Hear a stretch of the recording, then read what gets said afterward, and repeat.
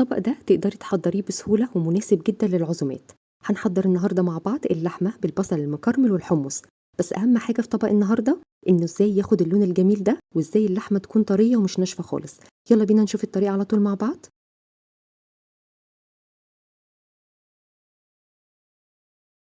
في البداية كده معايا حلة هاحطها على النار، وهاضيف عليها ربع كوباية من الزيت ومعلقتين كبار من السمنة، وهاسيبهم كده على النار لحد ما يدوبوا تمامًا. أهم خطوة في وصفة النهارده إن درجة الحرارة تكون عالية جدًا، جدًا وأنتِ بتحطي قطع اللحمة. مش عاوزين أي مَيّة تنزل من اللحمة علشان ما تنشفش معانا بعد التسوية. لازم كده نفضل محافظين على الطراوة اللي جواها، فلازم تفضل على درجة حرارة عالية. هاسيبها كده على النار لحد ما تاخد لون كده من تحت، وأول بقى ما توصل للمرحلة ديّة هاقلبها على الجنب التاني تاخد برضه نفس اللون من الجنب التاني، وبرضه تفضل درجة الحرارة عالية جدًا. في المرحلة دي هاتبِّل بمعلقة صغيرة من الفلفل الأسود، ومعلقة صغيرة من ال7 بهارات. هاضيف كمان ربع معلقة صغيرة من السكر، ما تقلقوش الطعم مش هيبان، بس هي هتساعد على تسوية اللحمة. وهاضيف كمان كام فص كده من فصوص الحبهان وورق اللورا. هاقلِّب كده اللحمة مع البهارات كويس جدًا، لحد كده ما اللحمة تتبِّل كويس أوي، طعمها يكون حلو وطعم الشوربة كمان يكون حلو جدًا. في المرحلة دي هاضيف كمية من المَيّة السخنة، طبعًا دي كمية تقديرية، المهم إن هي تكون مغطية كل قطع اللحمة. وهاسيب بقى اللحمة كده على درجة حرارة متوسطة لحد ما تستوي معايا تمامًا، ولو حسيتِ إن المَيّة بتقل زودي مَيّة سخنة. بعد ما اللحمة تستوي تمامًا هاحط حلة على النار وهاضيف عليها نُص كوباية من الزيت، وبعد كده هاضيف حوالي 5 حبات من البصل يكونوا متقطعين مكعبات صغيرة كده بس مش مفرومين.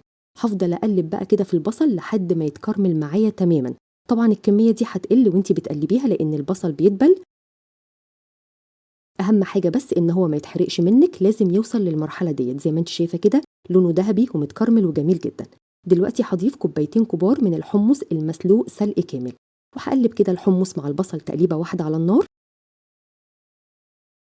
وبعد كده هاتبِّل بمعلقة كبيرة من الملح، ومعلقة صغيرة من بهارات اللحمة. ضِفت كمان حوالي ربع معلقة صغيرة من جوزة الطيب، بتبقى لايقة جدًا مع اللحمة وبتخلّي الطعم حلو أوي. آخر حاجة هاضيفها هي مكعب واحد من المرقة وتقدري تستغني عنه. هاقلِّب بقى الكلام الجميل ده كله تقليبة واحدة على النار، وبعد كده قطع اللحمة بتاعتي استوت سِوَى كامل، هاضيفها بقى على البصل والحمص، وهاضيف كمان حوالي 3 معالق كبار من الشوربة. هاقلِّب بقى تقليبة واحدة وأغطّي الحلة بتاعتي وأسيبها على النار لمدة تِلت ساعة بس مش أكتر من كده. بعد التِلت ساعة هتلاقي بقى الكلام ده كله شرب من بعضه والطعم بقى جميل جدًا، جدًا، والصوص بقى تقيل ومناسب أوي.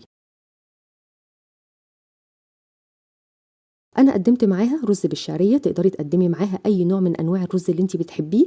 ويالّا بينا نجهّز طبق النهارده. الصوص مضبوط جدًا، اللحمة مستوية ودايبة خالص مش ناشفة ولا أي حاجة. الطبق بجد شكله جميل جدًا، جدًا. وبس كده، وصفة النهارده خلصت. أتمنى إن الوصفة تكون سهلة وبسيطة عليكِ، وأشوفكم إن شاء الله على خير. باي، باي.